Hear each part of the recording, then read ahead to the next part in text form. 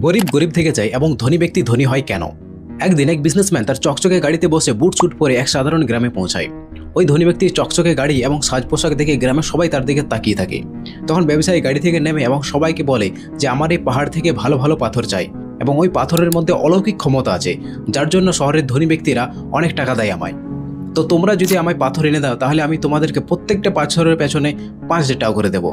তখন গ্রামের লোক ভাবে যে এতে আমাদের ক্ষতি কি, আমরা পাহাড় থেকে পাথর এনে দিয়ে দেবো। তারপর বিজনেসম্যান পাথরের বদলে টাকা দিয়ে দেয়। তখন গ্রামের সমস্ত ব্যক্তি অবাক হয়ে যায় যে পাথর বিক্রি করে 5,000 টাকা। এরপর শুনুন ধনী ব্যক্তিরা কেন ধনী হয়। আর এই কথা যখন গ্রামের সবাই জানতে পারে তখন প্রত্যেকে পাথর খোঁজা শুরু করে দেয় আর ধীরে ধীরে গ্রামে ভালো পাথর কমতে থাকে।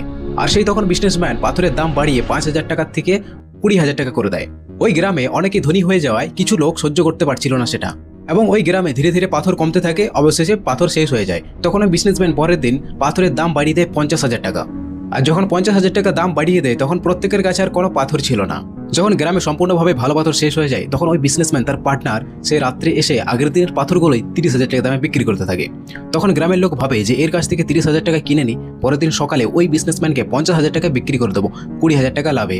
আর এটাই ভেবে সমস্ত ব্যক্তি যার যা টাকা জমা ছিল গ্রামে প্রত্যেকেই নিজের সমস্ত সেভিংস দিয়ে সব পাথর কিনে নেয়। আর পরের দিন সকালে ওই বিজনেসম্যান এবং তার পার্টনার কেউই আসেনি। তাদের ধান্দা সম্পূর্ণ করে তারা গায়েব হয়ে যায়। আর এই কারণে অনেক মহান ব্যক্তি বলে গেছেন যে কোনো ডিল করার সময় যদি দেখেন কেউই ঠকছে না তাহলে বুঝে নেন ওই মহান ব্যক্তি আপনি। সো ফ্রেন্ডস, এই ছিল আজকের ভিডিওটি ভালো লাগলে অবশ্যই লাইক করবেন। আর আপনি যদি চ্যানেলে নতুন হয়ে থাকেন চ্যানেলটি অবশ্যই সাবস্ক্রাইব করবেন। তো দেখা হচ্ছে নেক্সট ভিডিওতে। ততক্ষণ পর্যন্ত ভালো থাকবেন, সুস্থ থাকবেন।